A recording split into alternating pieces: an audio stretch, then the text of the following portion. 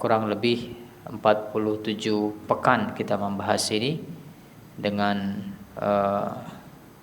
terpotong-potong libur. Maka di bab 47 ini diberi judul oleh penulis Man hazala bi syai'in fihi zikrullah awil Qur'an awil Rasul.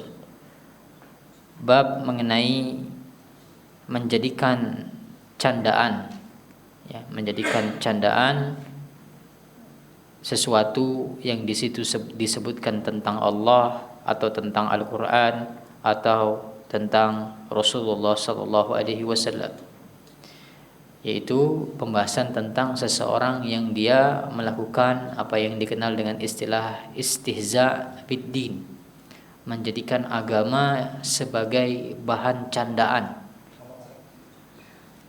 Candaan pun nanti perlu kita rinci. Candaan itu masih umum, ada yang diperbolehkan. Bercanda dalam bab agama ada yang diperbolehkan. Yang terlarang di sini, yang diharamkan adalah lebih tepatnya istihza, yaitu berolok-olok, menjadikan agama, berbagai hal yang berkaitan dengan agama, entah itu nama Allah, sifat Allah, berkaitan dengan Rasulullah, Al-Quran, ajaran Islam, syariat Islam, dijadikan sebagai bahan olok-olok, maka ini hukumnya haram dan bertolak belakang dengan tauhid. Saya sampaikan contohnya terlebih dahulu, Pak, supaya kita semakin satu frekuensi nanti membahas tentang ini. Pembahasannya sebenarnya contohnya apa. Ada perkataan seorang tokoh terkenal di Indonesia, kalau saya sebutkan pasti Bapak Ibu tahu. Dia mengatakan semakin panjang jenggot semakin tolol. Semakin panjang jenggot orang semakin tolol, katanya. Maka ini salah satu contoh. Seorang dia berolok-olok dengan agama yang di antara konsekuensinya bisa batal imannya. Kita akan lihat nanti pembahasan rinciannya tentang hal ini. Namun sebagai pengantar terlebih dahulu, sebagaimana biasanya, pembahasan inilah salah satu contoh utama tentang sabda Nabi kita Muhammad SAW yang dulu sudah pernah saya bawakan juga di sini. Karena di bab-bab sebelumnya kita sudah membahas tentang kalimat-kalimat yang haram diucapkan, termasuk kalimat-kalimat yang dia mengandung kesyirikan atau bahkan kekufuran. Nabi kita Muhammad SAW bersabda, Innal abda la yatakallamu bil kalimah. Betul-betul ada seorang hamba yang dia itu berbicara dengan sebuah kalimat,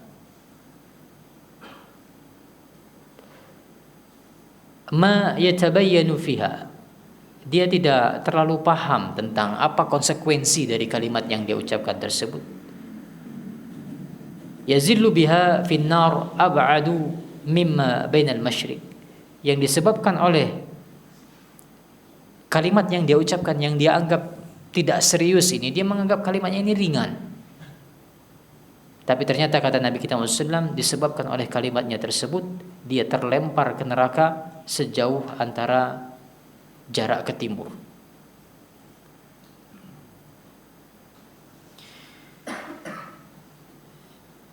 Dalam hadis lainnya, ya ada beberapa riwayat seperti ini. Dalam sebagian lafaz disebutkan dia tidak memikirkan apa yang dia ucapkan tersebut, dia anggap remeh ini kalimatnya.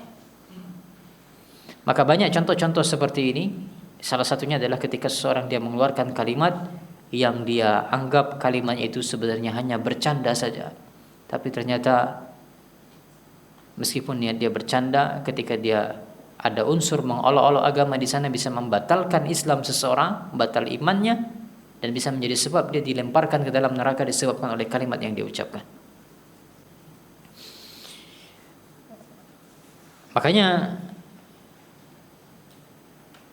dalam agama kita bukan tidak boleh bercanda. Boleh dalam agama bercanda. Nabi SAW dalam banyak kesempatan beliau bercanda.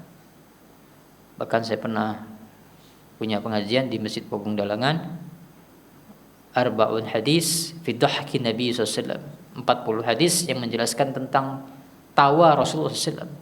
Dalam banyak kesempatan Rasulullah tertawa, yang sebabnya kebanyakannya adalah bercanda. Boleh, dalam agama kita bercanda boleh.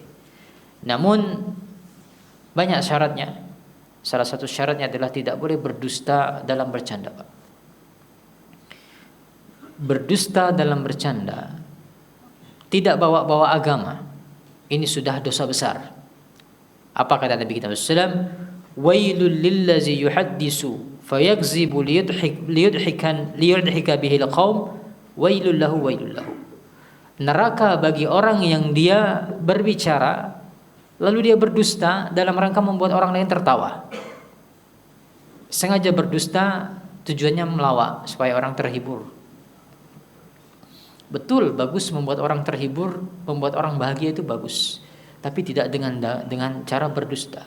Maka orang yang dia berdusta dalam rangka bercanda, kata Nabi kita SAW, wailul lahu. Apa maksud wail? Menurut sebagian ulama, wail adalah lembah di neraka. Maka sesuatu yang diancam dengan neraka itu termasuk dosa besar. Orang yang dia bercanda dan candaannya itu bohong, ini diancam dengan sebuah lembah di neraka.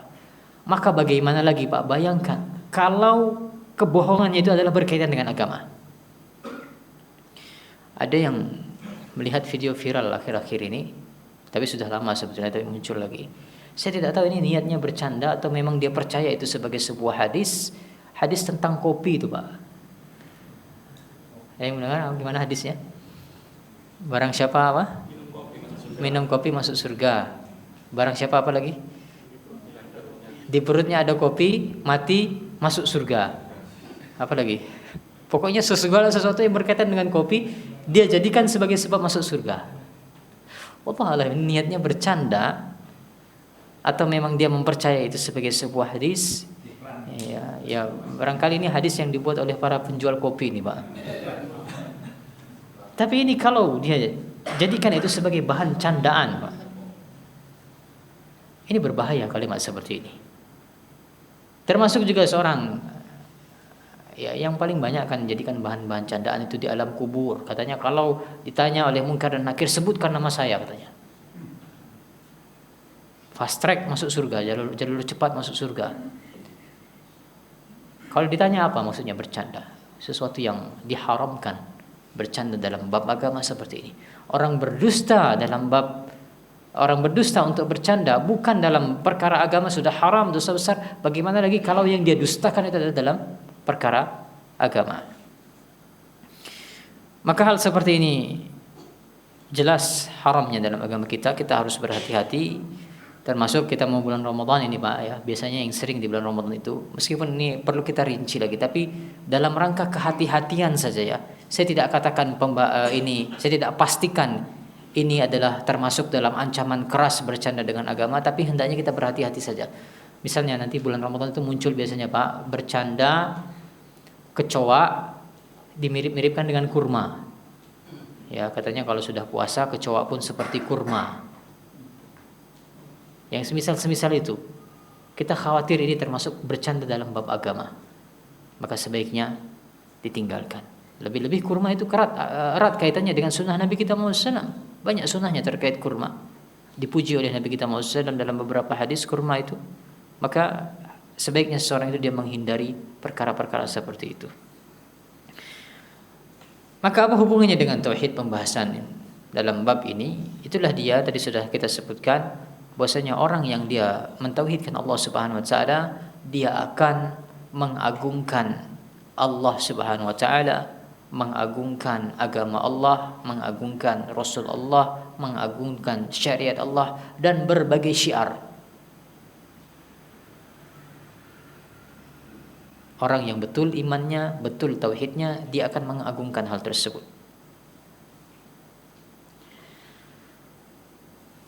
Makanya ketika Allah Subhanahu wa taala mencela orang-orang musyrik dalam surat Az-Zumar, kata Allah Subhanahu wa taala, "Wa ma qadarullaha haqqa qadrih." Mereka itu tidaklah mengagungkan Allah sebagaimana mestinya. Tidak mengagungkan Allah sebagaimana semestinya. Kalau orang betul dia mentauhidkan Allah, mengucapkan la ilaha illallah, hendaknya mereka mengagungkan Allah Subhanahu wa taala sebagaimana mestinya.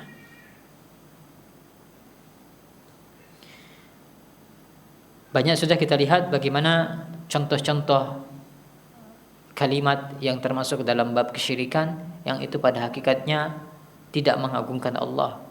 Ketika seseorang di zaman Nabi mengatakan, ini atas kehendak Allah dan atas kehendakmu wahai Nabi, dia menggandengkan kehendak Allah dengan kehendak Nabi. Apa kata Nabi kita sallallahu alaihi wasallam? Aja'altani Allahu niddan? Apakah engkau ingin menjadikan aku ini sebagai tandingan bagi Allah?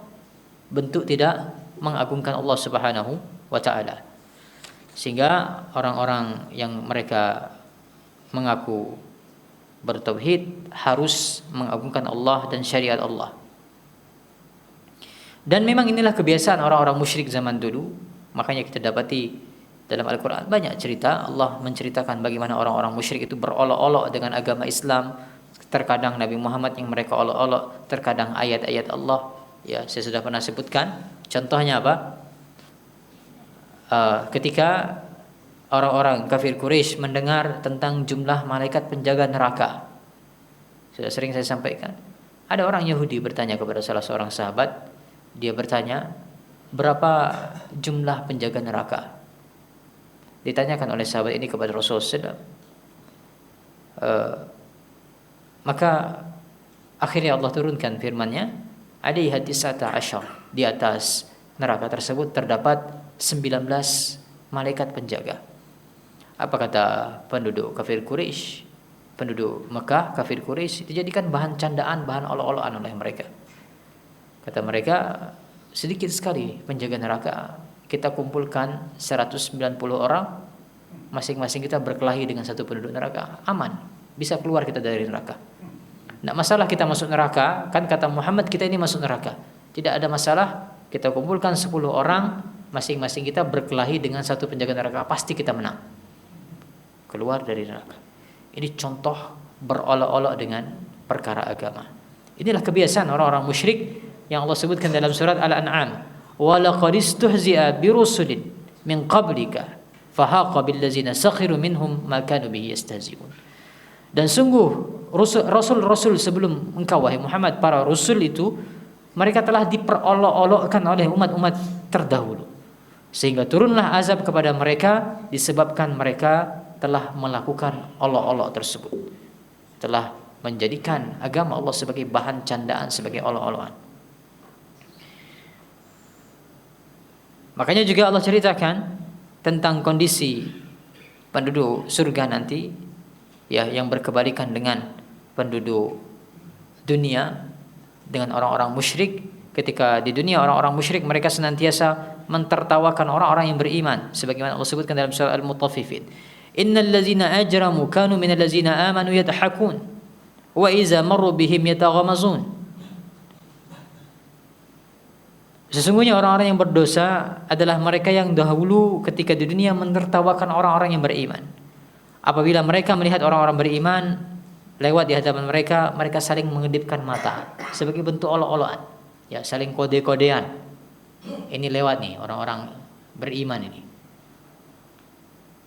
Wa idza qalabu ila ahlihim inqalabu fakihin. Kalau mereka kembali kepada kaumnya, mereka kembali dengan riang gembira. Wa iza ra'awhum qalu inna haula'i ladhdallun.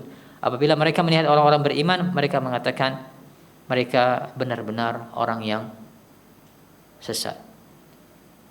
Ya, ini kebiasaan orang-orang musyrik sejak zaman dahulu menjadikan agama itu sebagai bahan olok-olokan, jadikan candaan. Dan termasuk juga pengantar yang terakhir yang ingin saya sampaikan, ini kebiasaan orang Yahudi, Pak. Kalau orang Yahudi itu, Pak, ini juga saya mulai melihat ada tren seperti ini di Indonesia. Orang Yahudi itu senang mempleset-plesetkan.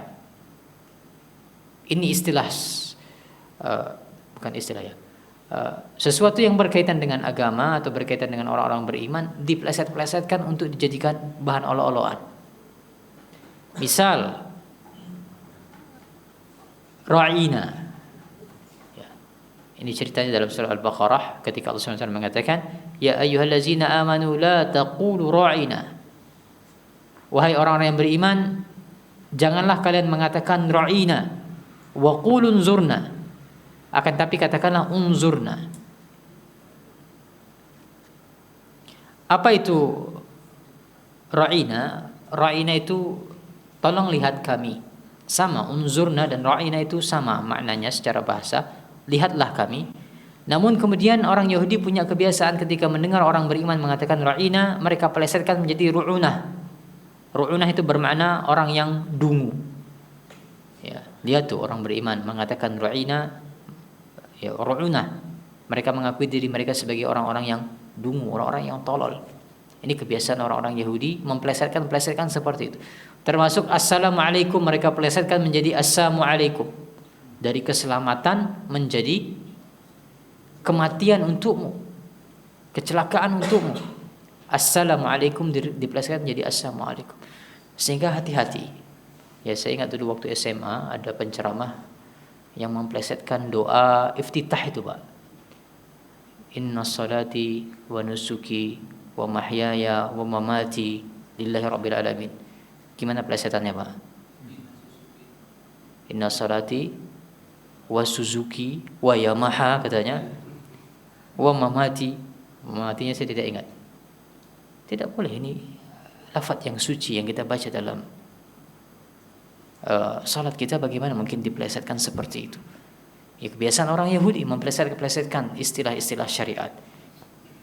Baik, kita akan lihat apa yang dibawakan oleh penulis di dalam bab ini.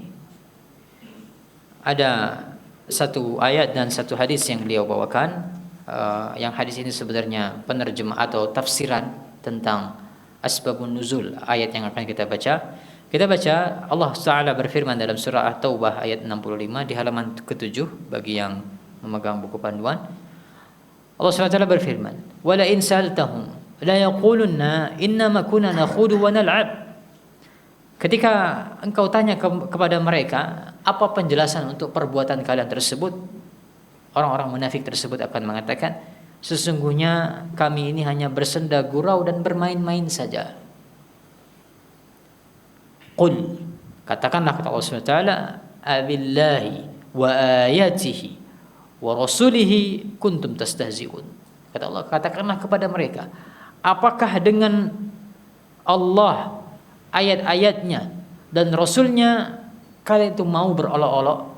Apakah dengan Allah, Rasulnya dan dengan ayat-ayatnya kalian rela untuk menjadikan hal-hal tersebut sebagai bahan olok-olokan? Bahkan dalam lanjutan ayat Allah SWT mengatakan, la ta'taziru qad kafartum ba'da imanikum. Tidak perlu lagi kalian memberikan alasan, karena sungguh kalian telah kafir setelah sebelumnya kalian beriman. Allah yang mengatakan, qad kafartum, kalian telah kafir setelah sebelumnya kalian beriman. Apa konteksnya ayat ini? Kita akan baca. Itulah dia hadis berikutnya. Diriwayatkan dari Abdullah bin Umar, Muhammad bin Ka'ab dan Zaid bin Aslam dan Qatadah. Ya, riwayat masing-masing dari mereka dirangkai kemudian disajikan dalam kisah berikut. Jadi ada beberapa riwayat. Karena ini memang riwayat yang penting, maka banyak yang meriwayatkan cerita ini. Ketika itu disebutkan annahu qala rajulun fi ghazwati Tabuk. Ada seseorang yang dia mengatakan pada kejadian perang Tabuk. Jadi perang Tabuk ini banyak sekali hikmahnya. Yang di antara hikmah utama perang Tabuk itu adalah membongkar orang-orang munafik. Siapa sesungguhnya orang-orang munafik itu? Yang pertama terlihat orang-orang munafik ini adalah yang mereka tinggal di kota Madinah, tidak mau ikut berangkat ke Tabuk. Kita tahu perang Tabuk ini sangat berat. Apa beratnya? Yang pertama, ketika itu musim paceklik. Madinah sedang sulit, perekonomian sedang sulit. Lalu yang kedua sulitnya adalah Tabuk ini sangat jauh dari kota Madinah, harus naik ke utara perbatasan dengan Syams. Lalu yang ketiga alasannya adalah karena inilah pertama kali kaum muslimin akan berhadapan dengan imperium besar ketika itu, yaitu Romawi. Berhadapan dengan Romawi. Berat orang berangkat. Maka orang-orang munafik mengungkapkan berbagai alasan kepada Nabi kita SAW. Ya, mereka mengatakan, ini musim panas wahai Nabi, jangan berangkat di musim panas. Apa kata Allah SWT? Qul naru jahannam asyaddu harra. Katakanlah neraka jahanam itu jauh lebih panas bagi mereka. Lalu mereka mengatakan, izandi wala taftinni, ya. Wahai Nabi, tolong izinkan aku untuk tidak ikut, jangan engkau memfitnah aku dengan wanita-wanita Romawi itu yang cantik-cantik itu. Kalau saya berangkat, saya khawatir terfitnah dengan wanita-wanita tersebut. Ini alasan-alasan, banyak sekali alasan yang mereka kemukakan. Akhirnya orang-orang munafik tertinggal di kota Madinah, tidak berangkat. Ini yang pertama, menyibak tentang orang-orang munafik. Lalu yang kedua, sepanjang perjalanan pun mereka merasa berat, termasuk salah satunya kejadian ini, menunjukkan tentang siapa sebenarnya sosok-sosok munafik yang berada di tengah-tengah para sahabat ketika itu. Baik, ada seorang laki-laki yang dia mengatakan, ma ra'ayna misla qura'ina haula aghraba butunan wala akzaba alsinan wala ajbana inda liqa. Kata orang munafik ini, dia berkata, belum pernah kami melihat ada sekelompok orang yang lebih buncit perutnya, maksudnya lebih banyak makannya, lebih dusta perkataannya, dan lebih pengecut dalam peperangan, melebihi para ahli Al-Quran tersebut, melebihi para penghafal Al-Quran tersebut. Itu para penghafal Al-Quran. Siapa yang dimaksudkan di situ? Yakni Rasulullah SAW wa ashabu al-Qura. Yang dia maksudkan, yang paling buncit perutnya, paling pengecut di medan perang, dan paling pendusta itu adalah, yang dia maksudkan adalah Rasulullah dan para penghafal Al-Quran ketika itu. Dia olok-olok dengan katakan ini orang-orang buncit, banyak makan, tapi kalau sudah perang pengecut. Maka kemudian mendengar hal tersebut, ada seorang sahabat yang bernama Auf bin Malik. Kata Auf bin Malik, langsung diingkari di majelis itu. Ini majelisnya terpisah, ya, yang namanya perang itu, Pak. Apalagi Nabi membawa pasukan yang sangat banyak ketika itu. Tidak mesti mereka itu berkumpul di satu tenda berdekatan, tidak. Kalau sudah menginap, membuat kemah itu terkadang berjauh-jauhan. Nah, maka ini majelis yang terpisah dari Rasulullah SAW. Ya, majelis yang terpisah dari Rasulullah. Rasulullah tidak ada ketika itu. Tapi didengar oleh sahabat Auf bin Malik, diingkari oleh Auf bin Malik langsung, kadzabta, engkau telah berdusta, walakinnaka munafiq. Akan tapi engkau adalah seorang munafik karena berkata seperti itu, mengolok-olok Rasulullah. La ukhbiranna Rasulullah SAW, pasti akan aku sampaikan perkara ini kepada Rasulullah SAW. Fazahaba Aufun ila Rasulullah SAW liyukhbirahu. Auf kemudian pergi mendatangi Rasulullah SAW untuk mengabarkan perkara ini. Tadi ada sekelompok orang, ada satu orang berkata seperti itu, orang di sekitarnya dia mendengarkan, ingin dikabarkan oleh Auf bin Malik, tapi ternyata fawajazal Qur'ana qad sabaqahu. Akhirnya didapati oleh Auf bin Malik, ternyata Allah telah menurunkan ayat Al-Qur'an berkenaan dengan hal tersebut. Rasulullah sudah tahu duluan. Ya, dalam banyak kasus seperti ini. Rasulullah ingin dikabarkan oleh para sahabat, ternyata Rasulullah sudah dapat wahyu duluan dari Allah Subhanahu wa taala. Faja'a zalika ar-rajul ila Rasulillah SAW. Maka orang yang mengatakan kalimat tadi, dia langsung bersegera berupaya mendatangi Rasulullah SAW untuk menyampaikan uzur-uzurnya. Wa qadir tahala wa rakiba naqatahu. Rasulullah SAW sudah berjalan meninggalkan dia menggunakan onta beliau. Naqta'u bihi anna tariq, atau faqal, laki-laki tersebut mengatakan, ya Rasulullah, innama kunna nakhudu wa natahaddasu hadis ar-rakbi naqta'u bihi anna tariq. Wahai Rasulullah, kami itu hanya bercanda, wahai Rasulullah. Niat kami hanya bercanda, kami berbincang-bincang, namanya orang di atas kendaraan, sambil ngobrol di atas kendaraan, supaya tidak terasa jarak perjalanan itu. Ya, sambil ngobrol, naik onta seperti itu, supaya tidak terasa perjalanan, buat candaan-candaan maksudnya. Qala Ibnu Umar, maka kata Ibnu Umar, ka'anni anzuru ilaih muta'alliqan binis'ati naqati Rasulillah sallallahu alaihi wasallam. Kata Abdullah bin Umar yang menyaksikan kejadian hal tersebut, seakan-akan saat ini aku sedang melihat kejadian itu lagi, kata Ibnu Umar. Ketika dia menyampaikan hadis ini, dia menceritakan kepada orang lain, kata Ibnu Umar, seakan-akan saya terbayang di depan saya masih terjadi ketika itu, yaitu ketika seorang laki-laki tadi dia memegangi tali kekang unta Rasulullah, merengek-rengek meminta kepada Rasulullah, tali unta Rasulullah ditarik-tarik sama dia, supaya Rasulullah berkenan untuk melihat dia, memperhatikan dia dan memaafkan dia. Namun kata Abdullah bin Umar, ya, wa innal hijarata tankubu rijlaih, dan ketika itu kakinya itu terantuk-antuk dengan batu. Ya, dia berjalan mengikuti Rasulullah sambil dia berupaya menarik tali kekang Rasulullah. Dia tidak pedulikan kakinya itu bertabrakan dengan bebatuan ketika itu. Saking bisa dibayangkan bagaimana kondisinya ya. Saking takutnya dia, saking berharapnya dia Rasulullah akan memaafkannya. Wa huwa yaqul inna ma kunna nakhudu wa nal'ab. Terus dia mengatakan, wahai Rasulullah, kami cuma bermain-main, kami cuma bercanda-canda saja, mengucapkan kalimat seperti itu. Fayaqulu lahu Rasulullah SAW, maka Rasulullah SAW hanya menjawab uzur yang disampaikan oleh orang tersebut dengan ayat yang tadi sudah kita baca dalam surah At-Taubah, wala in sa'altahum la yaqulunna innama kunna nakhudu wa nal'ab. Kalau engkau bertanya kepada mereka, apa alasan kalian melakukan hal seperti itu, yaitu menjadikan Allah dan Rasulnya sebagai olok-olokan, apa alasannya? Pasti mereka akan mengatakan, sesungguhnya kami hanya bercanda, bermain-main. Qul abillahi wa ayatihi wa rasulihi kuntum tastahzi'un.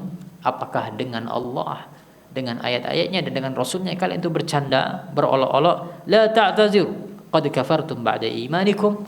Tidak perlu lagi kalian meminta maaf, meminta uzur, meminta pemakluman. Tidak perlu lagi, kata Allah SWT, qad kafartum ba'da imanikum. Kalian telah kafir setelah kalian sebelumnya beriman. Ma yaltafitu ilaihi wa ma yaziduhu alaihi.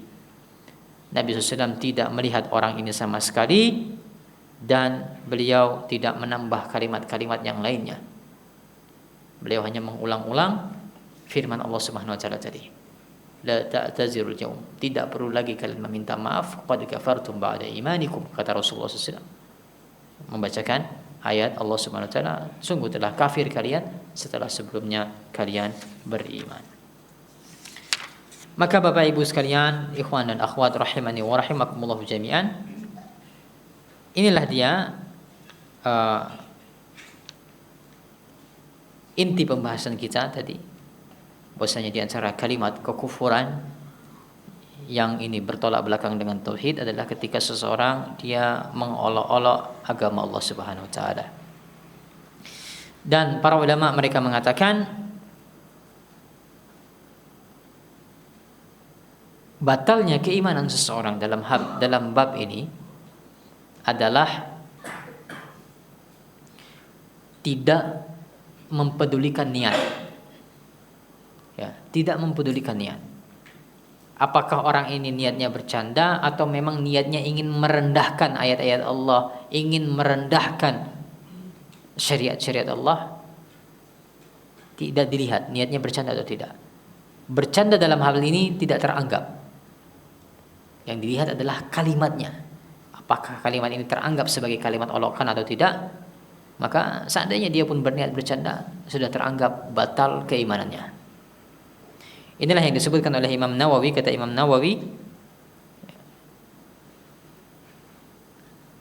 perbuatan ini adalah memutus keislaman, baik dengan dia meniatkan dirinya untuk kafir ataukah tidak, dia ingin membatalkan keislamannya ataukah tidak, melafalkannya ataupun melakukannya dengan anggota badan, baik itu didasari niat bercanda, membangkang ataupun dilandasi keyakinan.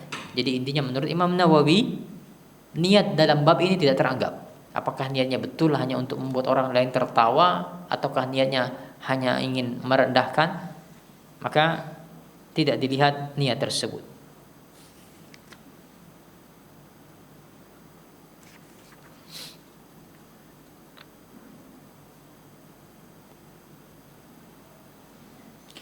Ya, sehingga kita harus berhati-hati Bapak Ibu sekalian terhadap syiar-syiar Allah Subhanahu wa taala, ya, yang paling dekat dengan keseharian kita, ini sangat hati-hati, Pak, mengatakan orang yang menjalankan sunnah Nabi untuk memakai pakaian di atas mata kaki bagi laki-laki ini orang-orang kebanjiran. Ibu-ibu yang bercadar disebutkan ini ninja, atau apa istilahnya, bukan ninja, yang lain itu apa? Seperti apa katanya? Bukan teroris. Tenda. Seperti tenda ya, tenda ya. Seperti tenda katanya, jilbabnya seperti tenda. Ada yang dulu ini ulil absar, ini saya sebutkan namanya. Ya. Ulil absar pernah posting ibu-ibu pakai jilbab hitam berdiri di samping trash bag. Ya, dia bilang ini yang mana? Trash bagnya yang mana, dia bilang. Trash bag itu tong sampah, plastik sampah hitam yang besar itu. Nah, dia bilang ini yang mana tong sampahnya? Bisa tidak membedakan.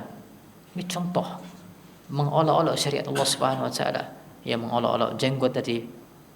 Maka berhati-hati orang-orang yang mengolok-olok syariat Allah Subhanahu wa taala, kalau itu bagian dari syariat Allah, maka dikhawatirkan termasuk dalam bab ini. Lalu pembahasan tambahan yang berkaitan dengan hal ini tadi sudah saya sampaikan, tidak semua bercanda terkait agama itu terlarang. Yang terlarang itu adalah kalau ada unsur perendahan, unsur merendahkan.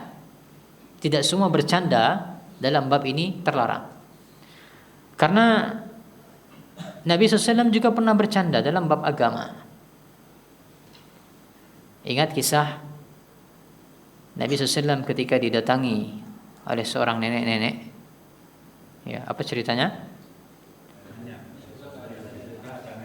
Atat ajuzun ila Nabi SAW faqalat ya Rasulullah ud'u Allah ay yudkhilani al-jannah.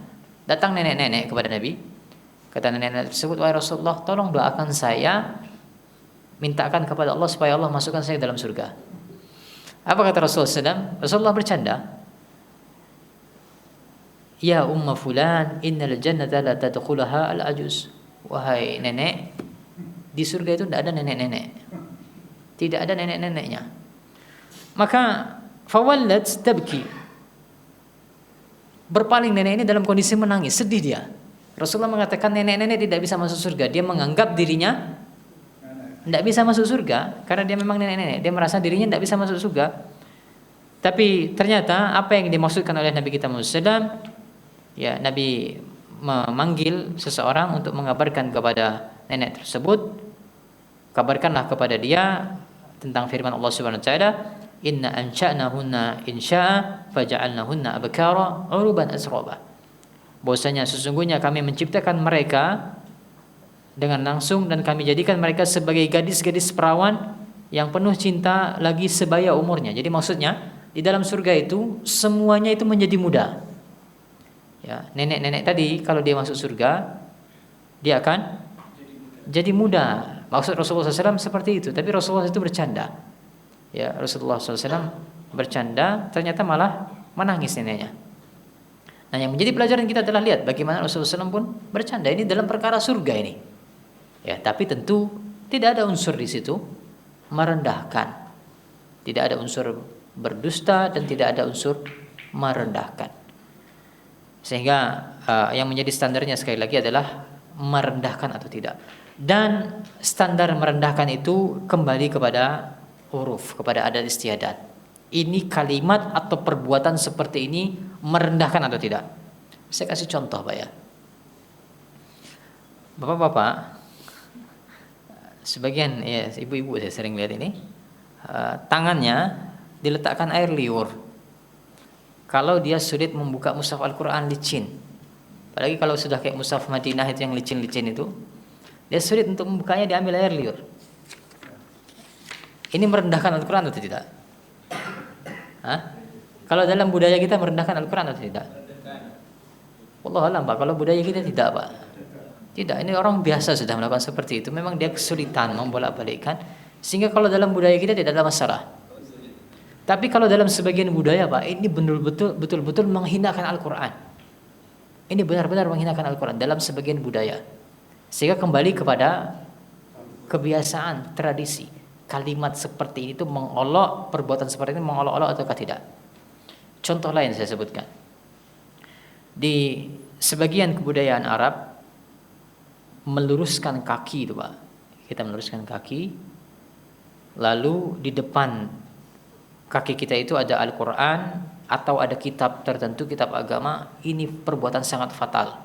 Bahkan dalam mazhab Hanafi, mazhabnya Abu Hanifah, orang yang meluruskan kaki lalu di depannya ada Al-Quran, kafir, batal Islamnya. Kalau dalam mazhab Abu Hanifah, karena sebagian tradisi ini perbuatan sangat-sangat tidak sopan, mengarahkan kaki ke arah Al-Quran. Termasuk adab, tidak beradab terhadap ilmu ketika seorang itu dia meletakkan kaki ke arah kitab. Ya, wallahu alam kalau di tempat kita tidak terlalu fatal perkara seperti ini. Ya, apalagi kalau bapak-bapak sudah sepuh, capek ngaji malam-malam tadarus bulan Ramadan, lelah, mundur sedikit, luruskan kaki. Ya, asalkan tidak menimpa Al-Quran itu jelas. Kalau tempat kita tidak ada masalah ya. Ya Pak ya, sepakat dengan saya Pak? Apakah dianggap tidak sopan ketika orang dia meluruskan kakinya di depannya ada Al-Quran? Biasa saja kan sepertinya kalau di tempat kita. Ya memang kalau bisa dihindari. Tapi apakah ini termasuk kalau dalam mazhab Hanafi bisa membatalkan keislaman? Insya Allah kalau di tempat kita tidak. Ini bukan termasuk su'ul adab yang fatal kalau di tempat kita. Namun yang menjadi pelajaran sekali lagi, standar bahan candaan yang terlarang itu adalah ada unsur merendahkan. Ada unsur merendahkan, mengolok-olok. Apa standar mengolok-olok dan merendahkan tersebut? Kembali kepada kebiasaan kita di tempat kita. Kalimat ini merendahkan ataukah tidak? Wallahu a'lam. Ini saja yang bisa kita bahas pada malam hari ini. Tersisa waktu sedikit, barangkali bisa kita gunakan untuk tanya jawab. Monggo bagi